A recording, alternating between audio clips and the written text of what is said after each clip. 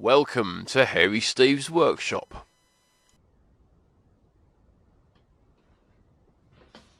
Hello, it's Hairy Steve and I'm back in my workshop, and I've got part 2 of the Cryptic Big Project video. So I've got the main part of the project down here, and I'm going to attempt to wrestle it up onto the workbench, and I'll show you what's what. Okay, so here it is. This is a Lesu ET35 hydraulic excavator.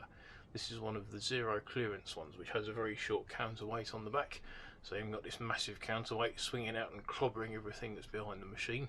It also has a dozer blade on the front as well, and this is the machine that I'm going to fit all of those attachments that I've put my video up about the other day. So let's get the lid off and have a look inside. Some foam and the instruction manual, so I might actually have to read this time. I can't just sort of chuck it aside and make it up as I go along, because this is quite a complicated piece of machinery. So I'll put that over there for the minute. Get this bit of foam off here. So it's got 2 of these foam trays with cutouts for all the parts.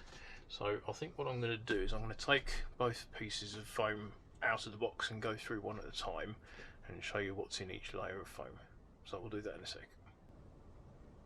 Okay, I've used my raised camera mount, otherwise known as a random cardboard box that I found on the shelf, so you can see a bit more clearly what's in here. So the first part, fairly obvious, is this massive main jib section here, which has already got all of these brass hard lines fitted to it.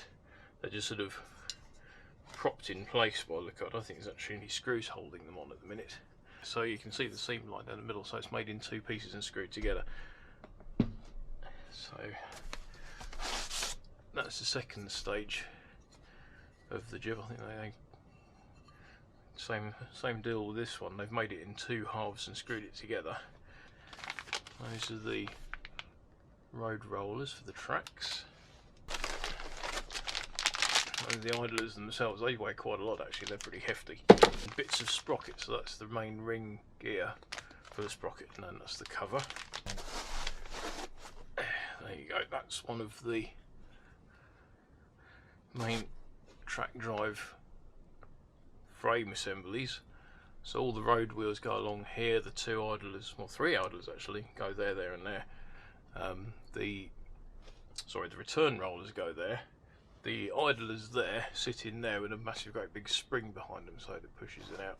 And then that's the actual motor and gearbox assembly there for the track drive. So that ring gear that I showed you just now, that bolts onto this flange here, and then the cover plate goes over the front there. Big dozer blade. And that's one of the tracks. Quite long. Last piece in here that's the traverse motor. Right, that's the first tray of parts done. That's mostly big items. That other tray down there is full of much smaller stuff. I mean, there's still a few big items in there as well, but hell of a lot of nuts and bolts and things like that as well. Okay, so here we are with the second tray of parts, and we've got some tools, which is nice. And we've got, I think those are the main elevation rams, looking at them. And we've got 2 more rams there, so the long one is probably second stage, and the shorter one is probably for the bucket. A large bag of nuts, bolts, screws, O-rings.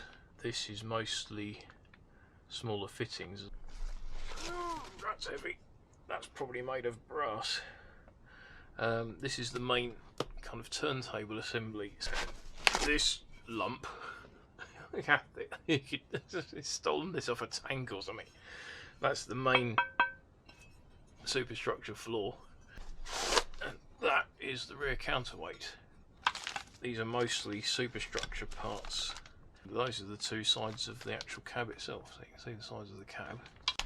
This is what made me think of speccing this thing up as a demolition machine, because it's got all these guards for the cab. That one, yeah, that's the roof one, and that one goes in front of the windscreen.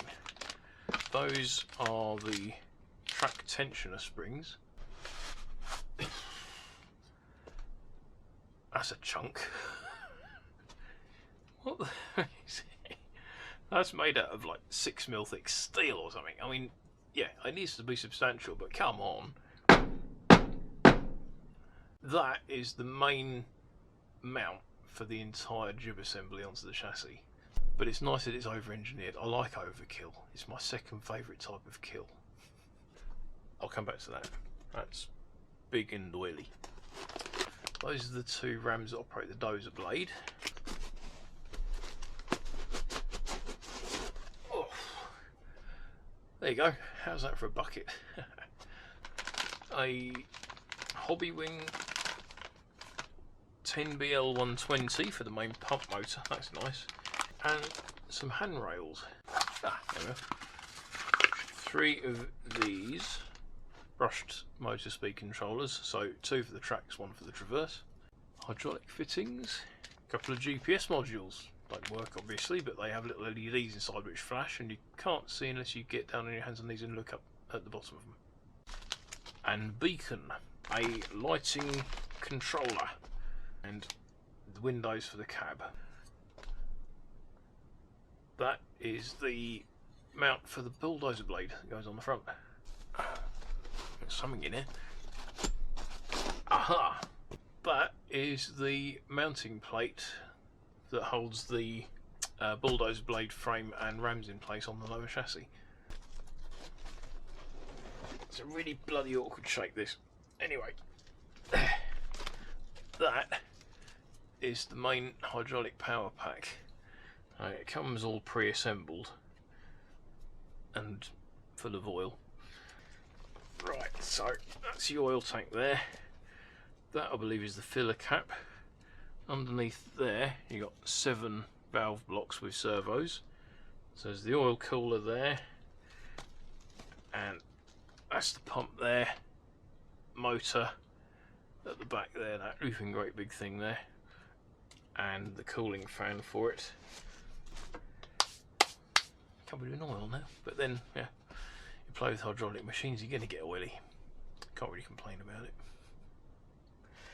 So this is going to be more of a kind of a what-if type of project. You know, the ET35.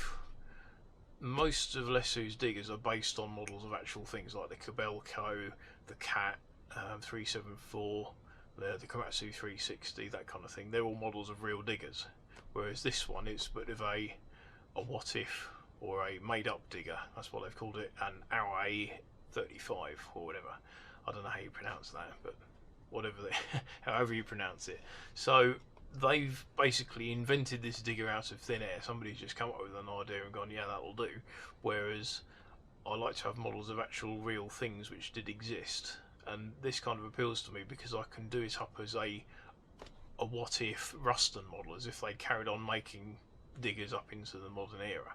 So I'm going to do it up in Ruston colours, like green, yellow and dark red, and I'm kind of going to have a go at sort of modernising the Ruston logo and put that on the back of it. And yeah, I think it'll look good. You know, I've shown it to a couple of people who've gone, really? And a couple of people have gone, yeah, that looks cool. And everyone agrees that the colours work together that I've chosen. But we'll see. We'll see. So there we go. Yeah, I'm going to put it all back in its box and try and find a home for it until I can get around to actually starting to build it and paint it. So until next time, bye for now. Thank you for watching my video. If you like what I do here, please subscribe to my channel. There are also some more videos for you to watch on screen, and I'll see you in the next video. Bye for now.